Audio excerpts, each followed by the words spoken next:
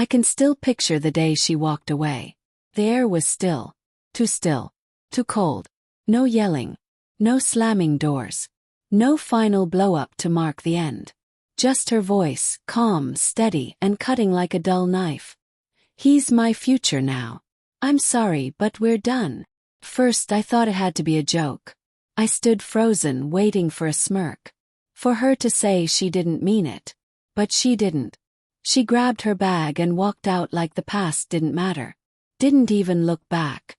Her figure fading like she was never part of this life at all. And something inside me fractured. No reasons. No real goodbye. Just the quiet she left behind. I stood there stunned. Me. Completely, utterly alone. Sure, we had problems, who doesn't? But I believed we were working toward something. That belief shattered in seconds. She hadn't just left me. She chose someone else. And I was left with the remnants of what once felt real. Questioning whether I was grieving her or the illusion I had clung to. The first few weeks were unbearable. I moved through days like I was wearing someone else's life. Unfamiliar. Disconnected. I replayed everything, the talks, the silence, the arguments that now felt fake. Was I too distracted? Too lost in my work? Did she try to tell me, and I failed to hear it? I obsessed over every detail, looking for something to explain the pain. But eventually, the sharp ache softened. Numbness took its place. I dragged myself back into a routine. Early alarms. Long workdays. Small talk with friends who couldn't really reach me. I filled every gap with noise, just to drown out the quiet she left behind. Still, there were moments, the late nights, the slow lulls, when she crept into my thoughts. Not with anger. Not even sadness. Just a hollow ache that never spoke out loud. She had moved forward. Had to too. And I did. Slowly. Days blurred into weeks. Weeks rolled into months. And I started to find pieces of myself again. Not the man she walked out on. Someone else. Someone rebuilt in silence. Stronger. Clearer. And I began to believe I was better for it. I told myself I had healed. That closure didn't matter anymore. That the past could stay where it belonged. Then one afternoon there was a knock. Hesitant. The kind of knock that didn't expect an answer. I wasn't waiting on anyone. Figured maybe a neighbor. Delivery. Then it came again. My heart pounded once, deep. Somehow I just knew. A feeling hit me before my hand even touched the doorknob.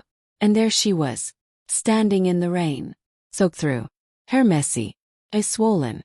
Nothing like the confident woman who had left. She looked broken. "Can I come in?" she asked, voice trembling.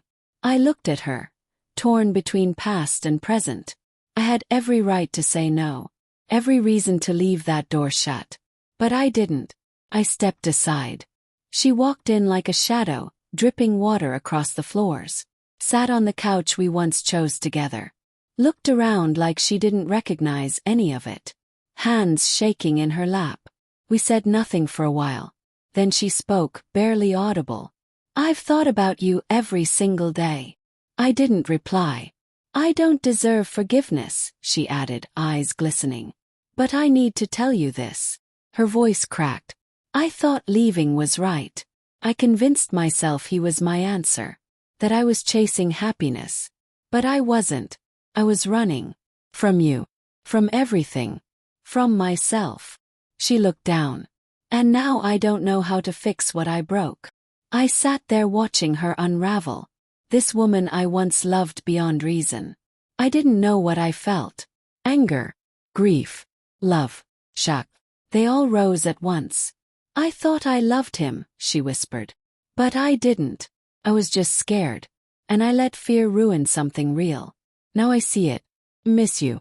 I miss what we had. I miss who I was with you." Her words lingered, raw and heavy. "I wanted to hate you," I finally said. "But I never did. I was just hurt. You left without even giving me a chance. Like we never mattered." She hid her face in her hands. "I know. I'll regret that forever." And I could tell she meant it. But regret doesn't erase damage. I looked at her and saw everything we once were. And everything we'd never be again. I'm not the man you left, I said quietly. And I can't go back to who I was. You made your choice. I had to live with it. Now so do you. She nodded slowly, crushed under the weight of truth. I hope you find what you're searching for, I told her, standing. Truly. I hope you find peace. She stood without argument, wiped her face and moved toward the door. No begging, no second chances, just a silent mutual understanding. And this time, as I watched her go, there was no heartbreak, no storm, only calm. Letting go is never easy, never feels like a win. But in that moment, I knew I had chosen right. I had already moved on. And now, finally, I had let her go.